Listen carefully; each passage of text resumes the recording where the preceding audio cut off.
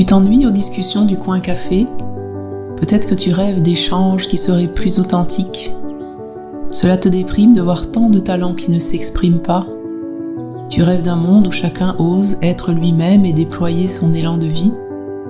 Je suis Coralie Ram, passeuse d'âme, accompagnatrice en pleine présence et cofondatrice de l'Institut d'auto-accompagnement.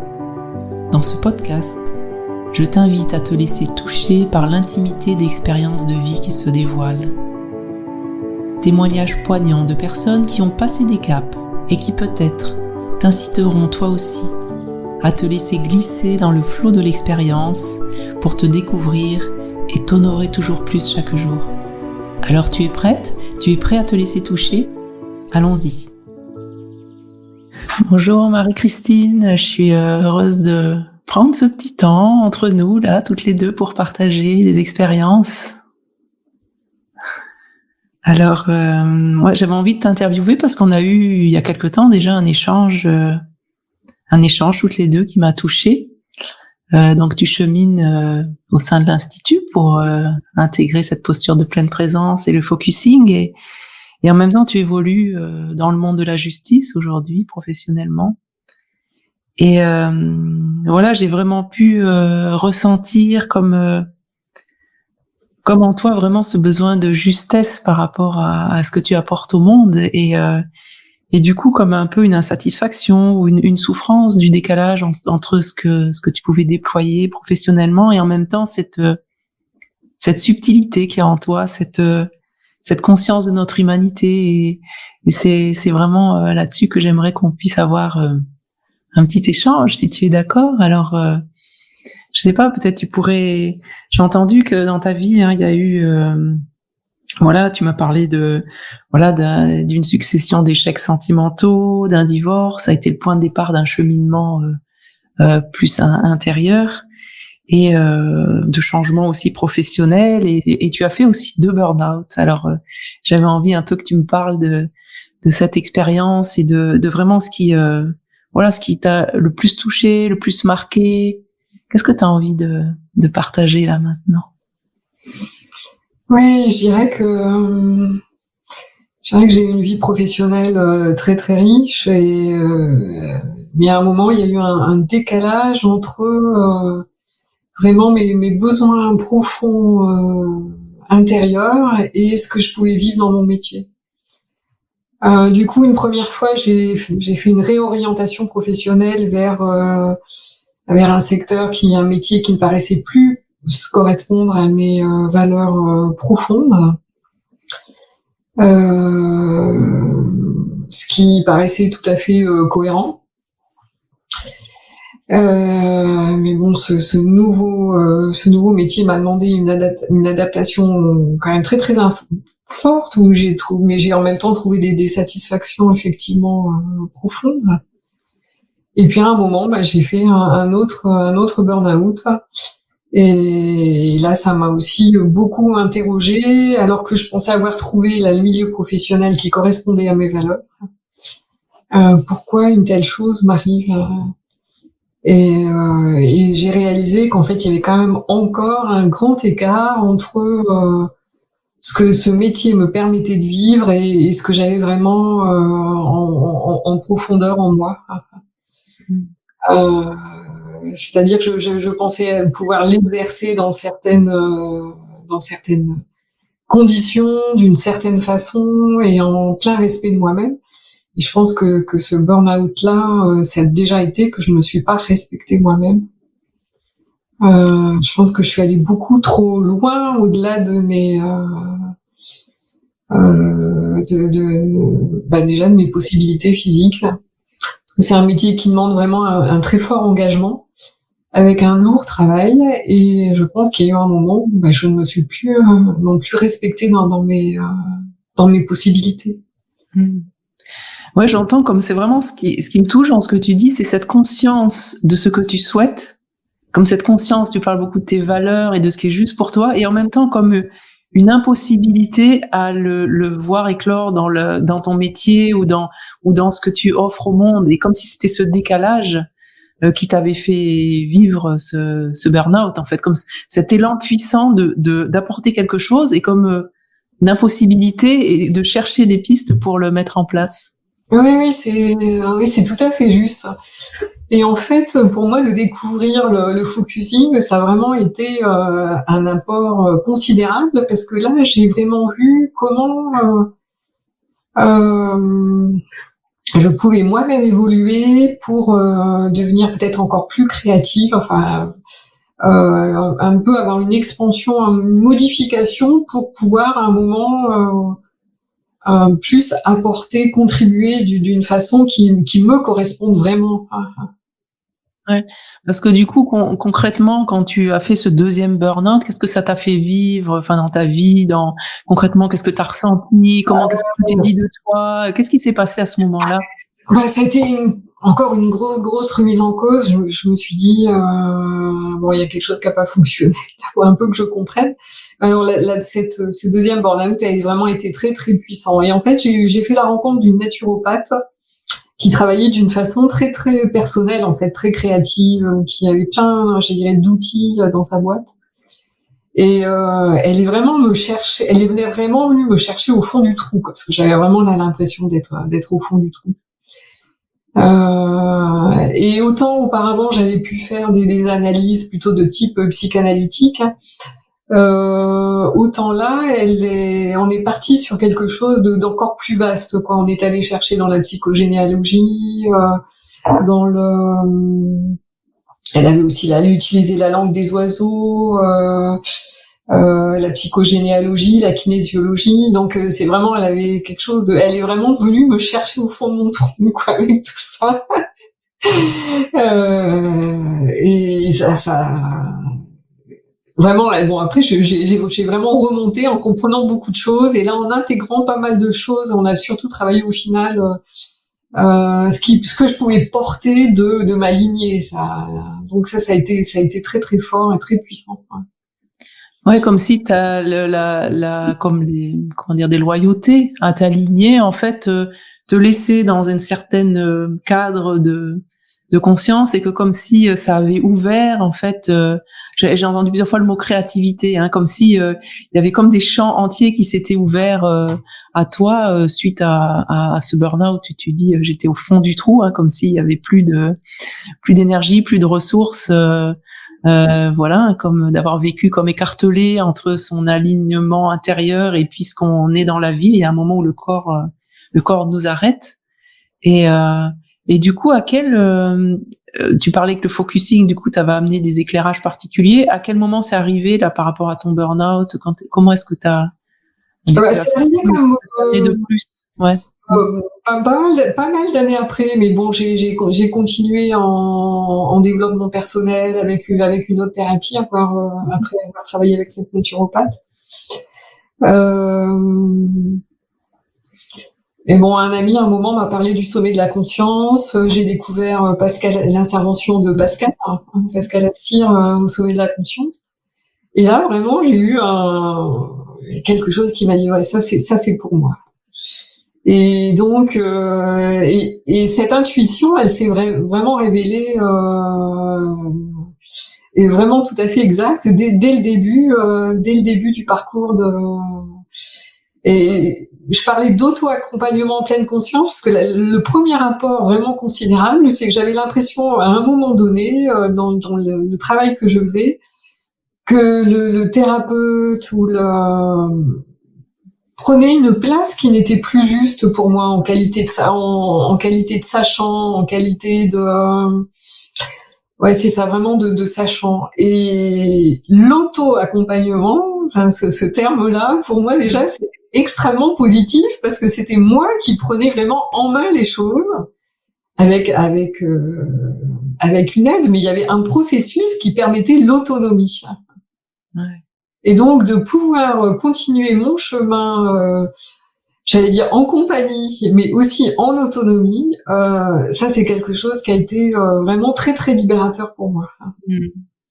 Oui, c'est comme si vraiment, j'entends au travers de tout ce que tu dis, comme si tu te réappropriais qui tu étais au travers de toutes ces expériences. Ça t'a en même temps ouvert des espaces de créativité et en même temps te relier à ces valeurs que tu portes et qui petit à petit en t'auto-accompagnant avec le focusing, tu as pu petit à petit, peut-être, je sais pas concrètement qu'est-ce qui se passe dans ta vie aujourd'hui, mais tu as pu petit à petit installer ces valeurs, quoi, les faire émerger au monde, peut-être, et te sentir moins décalé. Ouais, et déjà moi les vivre, parce qu'en fait, ça a été aussi une découverte grâce au focusing de la vie intérieure. Je pense que j'étais beaucoup tournée vers l'extérieur, que ce soit dans mon métier, dans la famille, et du coup là ça m'a focusing, ça veut bien dire ce que ça veut dire, hein. Ça a mis l'accent sur la vie intérieure. Et là aussi pour moi c'était vraiment fondamental. J'ai vu que c'était ça, quoi. C'était passer par l'intérieur qui me permettrait après de contribuer comme je le souhaitais. Comme de revenir à soi, c'est pas égoïste, hein, en prenant soin de soi, il y a comme quelque chose qu'on peut offrir de plus aligné avec qui on est et avec nos valeurs. Voilà, complètement. Et du coup là j'ai vraiment senti avec le processus vraiment un outil c'est même pas un outil parce que je trouve que c'est quelque chose de très très profond qui permet de se réaligner et puis de commencer à voir un peu comme une carte de la vie intérieure. Et je trouve que le procédé est très très subtil. On n'est plus du tout on n'est plus du tout, ceci dit, c'est un chemin, ça aussi. Il faut arriver à quelque chose. Il faut faire un peu se faire violence. Il faut travailler, il faut se corriger.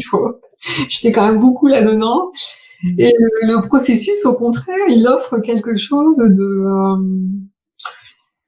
déjà, on lâche tout ça en apprenant à observer, à rentrer à l'intérieur et à laisser les choses se faire. Alors que moi j'avais été beaucoup, même complètement jusque-là dans le faire, l'action, il faut que je me corrige s'il y a quelque chose qui colle pas, quoi. Là c'est vraiment c'est vraiment s'ouvrir à quelque chose de beaucoup plus léger, de beaucoup plus respectueux, beaucoup plus respectueux de soi-même. Ouais.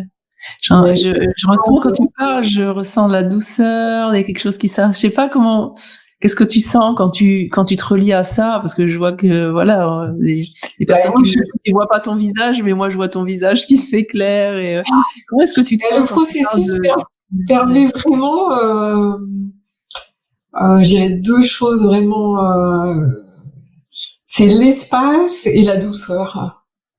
Donc j'ai l'impression, ça me donne vraiment, c'est pas une impression, c'est un sentiment profond de pouvoir m'expanser dans quelque chose de beaucoup plus large. Donc du coup, j'ai l'impression de respirer et aussi la douceur avec moi-même et franchement, je pense que je commence à être plus douce avec les autres parce que je vois des relations qui se transforment. Ouais, c'est ça, hein, tu témoignes vraiment du fait en même temps, hein, cette conscience qu'on n'est pas juste notre mental, pas juste notre corps physique, qu'on est plus que ça. Il y a comme un sentiment d'être plus relié à ce qui se passe autour de nous, à la nature, aux personnes qu'on aime et forcément en revenant à soi et en prenant soin de soi, mais il y a quelque chose de magique qui se crée, c'est-à-dire on ne va plus chercher à changer les relations, à changer les situations extérieures. On va offrir cette douceur à nous-mêmes et à toute notre humanité intérieure. Et du coup, ce que tu dis, c'est que ça change des choses autour de toi. C'est quoi concrètement que tu perçois dans ta vie t'as des exemples de ce que tu perçois qui change tout simplement en prenant soin de toi, en fait? Oui, tout à fait. Il y a les petits clins d'œil, je dirais, les petits clins d'œil des rencontres qu'on peut faire, je sais pas, quand on fait ses courses, quand on est dans la rue, et ça, je trouve que c'est très agréable. C'est un peu moi j'appelle ça des petits clins d'œil qui donnent la pêche. C'est quelqu'un qui va s'adresser à moi avec une petite remarque sympa ou rigolote ou un contact différent qui est complètement éphémère, mais qui est quelque part nourrissant. Voilà, c'est un peu comme des clins d'œil de la vie. Comme de profiter de petites choses toutes simples qu'on ne voyait pas avant, puisqu'on était auto-préoccupé. Quand on est auto-préoccupé, on n'a pas la capacité à voir tout ce que la vie nous offre. Voilà. Mmh. Au lieu de marcher dans la rue en étant préoccupée par mes dossiers ou par je vais plus respirer l'ambiance de la ville, le climat, et du coup je vois que ça peut susciter comme ça des rencontres complètement éphémères et très légères, mais que je trouve très agréables. Et bon, après il y a les changements plus avec les amis ou avec mon mari, ma fille, où je sens que je suis en mesure d'accompagner par exemple ma fille de façon plus souple, en exigeant beaucoup moins d'elle, en étant plus attentive à son cheminement à elle, plus respectueuse de son cheminement à elle. Et du coup, je vois qu'elle avance aussi. C'est plus léger. Enfin, nos relations sont à la fois plus profondes et plus légères. Voilà. Ouais, j'entends comme un changement aussi dans ta posture de maman, comme pouvoir laisser à ta fille plus d'espace, et puis peut-être aussi cette posture où, comme on apprend à s'offrir de l'empathie à soi-même, ben finalement, du coup, on sait aussi l'offrir aux autres. Et je sais que moi qui ai 3 enfants, c'est extrêmement puissant de pouvoir être avec les enfants et de laisser cheminer dans leurs difficultés, mais en étant vraiment là et en écoutant, plutôt que de vouloir absolument leur trouver des solutions à leur place. Tout à fait. Il y a un peu le truc de il faut chercher des solutions, il faut donner des conseils. Et là, petit à petit, grâce au processus, j'arrive à faire plus confiance à son propre cheminement, et du coup à me mettre en retrait, pas forcément bon, ça se fait petit à petit, hein, donc même quand je compte le jour où je lui donne un conseil là, au téléphone, je me dis là t'as donné les conseils, peut-être que t'aurais pu l'entendre plus là. Mais voilà. Ouais, mais c'est comme un changement d'être beaucoup plus dans l'ouverture et de laisser l'autre voilà, faire son chemin, tout en sachant qu'il peut compter sur nous. Voilà. Plutôt que nous, en tant que mère, de porter nos enfants, en fait, hein. Et du coup, on les aide pas dans leur autonomie, quelque part. Ouais. Complètement. Ouais. Et donc, le processus, c'est vraiment, m'aide beaucoup dans ce sens-là. Et je suis plus consciente qui lui appartient à elle aussi d'avoir son autonomie, puisque bon, elle est vraiment en âge elle est vraiment à cet âge-là, en fait, hein, cette étape-là. Elle est en études supérieures, donc c'est vraiment l'étape de vraiment de la prise d'autonomie dans tous les sens du terme. Donc, Et du coup, toi, dans comment dire, quand tu vis au quotidien une situation un peu complexe et tout ça, qu'est-ce qui te soutient? C'est quoi tes réflexes? Qu'est-ce que tu as mis en place pour justement pouvoir être avec ce qui est vivant en toi, sans forcément te laisser happer ou alors moi, je trouve très puissante. Ce sont les binômes ou les partenariats, parce que c'est vraiment une façon de se soutenir tout en n'étant pas du tout intrusif, hein, ce que permet le processus. C'est-à-dire le processus permet vraiment de parler de choses très profondes de façon ouverte, où on n'a pas à tout dire. D'ailleurs, pour moi, c'était un peu nouveau, ça. Moi, j'avais l'impression qu'il fallait, entre guillemets, ou cacher tout, ou dire tout. Et en fait, le processus, il est beaucoup plus subtil que ça. Hein, et du coup, dans les binômes ou les partenariats, on peut échanger des choses vraiment assez fondamentales, mais quelle que soit la position qu'on est d'ailleurs, sans intrusion et sans l'impression de découvrir des choses et d'avoir de se faire violence en découvrant certaines choses. Comme on peut le faire avec certains thérapeutes. Moi, je peux me rappeler où il y avait des choses qui me faisaient très mal, mais bon, je me dis il faut les exprimer pour voilà. Et en fait, il y a déjà là une forme de violence. Il y a jamais ça dans le processus. Ouais, et quand tu parles de binôme et partenariat, comme tu es dans le parcours d'intégration éveil à soi, on a effectivement on vous propose de vous entraider, d'être humain à être humain, vous offrir cette posture de présence, et ça permet, en offrant cette posture de présence à une autre personne, de voir que aussi, elle est là, elle est là en nous, et donc on peut se l'offrir à soi-même et être du coup en reliance intérieure avec tout ce qui est vivant en nous. Et ça fait partie effectivement de la pédagogie de l'institut que de vous permettre de cheminer deux par deux, et du coup ça crée un espace de soutien et d'entraide. Et j'entends que toi, c'est ce qu'il y a de plus précieux, c'est cet espace. Quand il y a quelque chose qui émerge, tu sais que tu as des gens pour te soutenir, et que tu vas pouvoir voilà, vraiment être à l'écoute du rythme intérieur, de ce qui est juste pour toi, et de garder pour toi ce qui est juste pour toi. Et c'est comme le respect aussi du rythme et de ce qui peut se montrer intérieurement, quoi. On va pas forcer, essayer de faire dire des choses ou de changer quoi que ce soit, hein. C'est vraiment Il n'y a pas de forçage. Ouais. Et là, on en revient. En fait, ça permet de vivre, oui, une douceur, mais très concrètement, d'expérimenter je dirais dans toute sa profondeur, qu'est-ce que c'est que la douceur. J'ai eu l'impression qu'il y a eu tellement de zones de ma vie où je me suis fait violence peut-être pour être conforme à, pour assumer mes responsabilités, Et là, le processus, ça donne vraiment, ça enlève toute cette lourdeur, toutes ces contraintes, et du coup, ça ouvre un désir effectivement, de créativité, Ouais, et du coup, d'être en lien avec cette douceur, d'être consciente de tes valeurs, d'être consciente que tu peux aussi être douce avec toi-même, et que du coup, ça rayonne. Qu'est-ce que ça te donne envie? Justement, tu parles de créativité. Qu'est-ce que ça te donne envie pour toi, oui, pour pour les relations à venir? Qu'est-ce que ça te donne l'élan de quoi? De vivre ça très concrètement? Ouais, ça me donne un élan. Alors, le truc un peu fou, quoi, au final, c'est de contribuer au monde, en étant totalement en conformité avec ce que je suis. C'est-à-dire et donc je suis un peu là en ce moment en observation, pour voir qu'est-ce que ça pourrait être. Donc j'ai un peu les antennes tous azimuts, pour voir qu'est-ce que ça pourrait être, pour passer à un autre type que ma contribution actuelle, un autre type de contribution au monde que ma contribution actuelle, en tout cas une évolution. Ouais. Voilà, c'est un peu comme un rêve de pouvoir contribuer en étant mais totalement moi-même, sans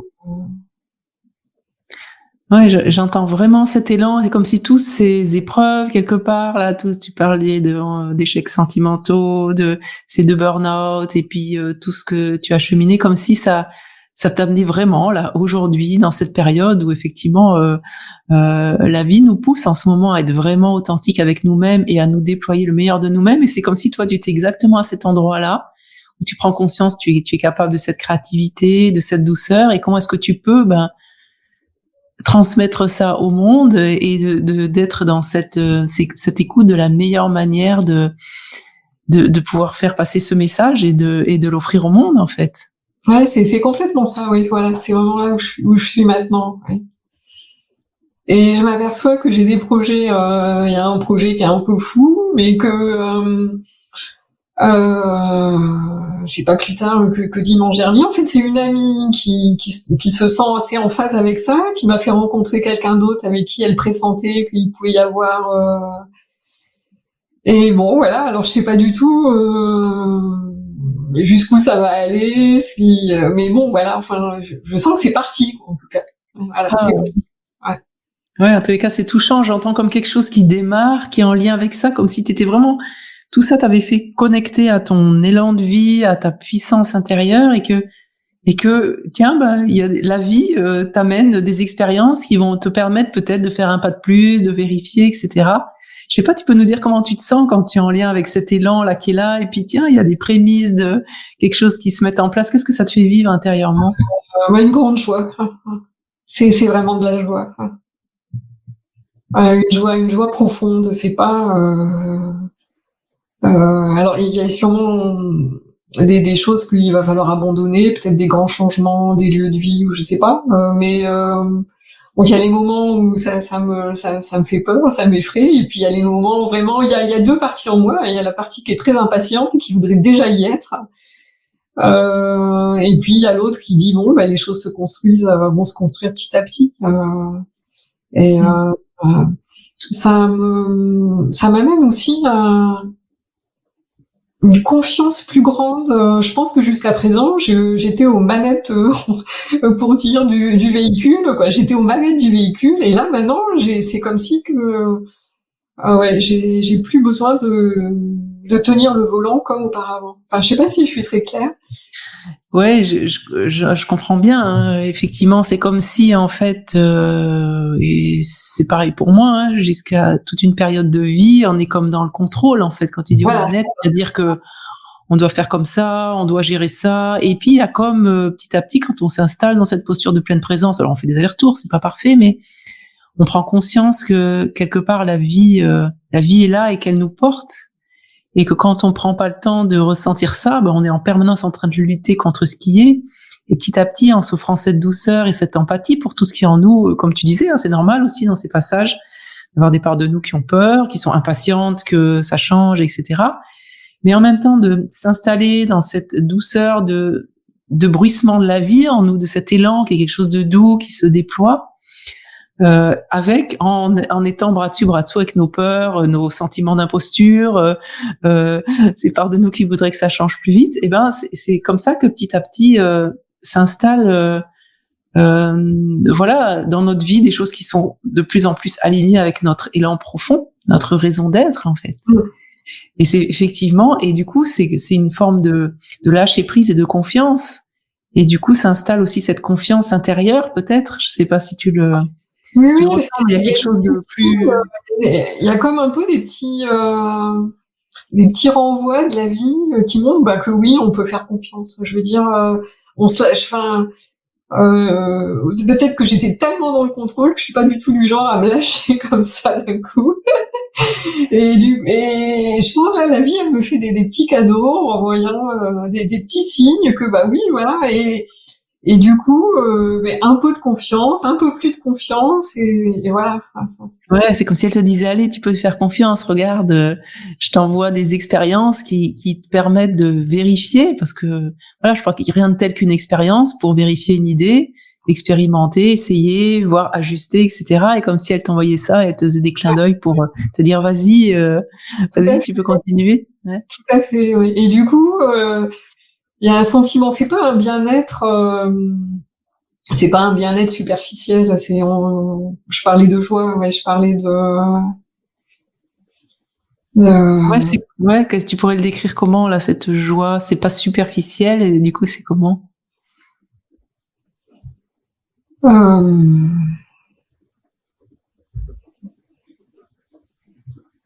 C'est de la gaieté, ça donne de la gaieté, de l'entrain et beaucoup d'énergie. Ouais, c'est ça, hein, c'est vraiment quand on est à l'endroit qui est juste pour nous, dans notre mission d'être, mission de vie, mission d'âme, en fait, je me rends compte qu'on a toute l'énergie qu'il faut pour mener ce qu'on a à mener, parce qu'il n'y a plus à faire des efforts, vu qu'on est on est comme sur la source, on est à la source de notre énergie. C'est exactement ça. Hein, tu vois, comme si on était assis sur la source, c'est là, et du coup, ça nous guide, et en même temps, ça demande pas d'effort du tout, parce que c'est tout moi, en fait. Et donc, ça se fait. Oui, c'est ça, ouais. Bon, je suis un peu encore, c'est pas encore, hein, je suis dans cette période de transition où je perçois les prémices et de goûter ça, je pense que c'est important quand on est à ces endroits-là, parce que moi aussi, je les goûte par moments, et de s'arrêter et de ressentir comment ça vit en nous, comme pour laisser notre corps sentir ça, hein, pour qu'il a la mémoire de ça aussi, ce qui est bon pour nous, et de vraiment le vivre et de le ressentir, et de sentir l'endroit où c'est fluide, et petit à petit, du coup, ça s'installe de plus en plus dans notre vie. Ouais, tu me demandais de le décrire, je dirais, il y a quelque chose d'effervescent. Mm-hmm. Ouais, c'est ça, ouais, de pétillant, il y a quelque chose mais en même temps très doux et tranquille.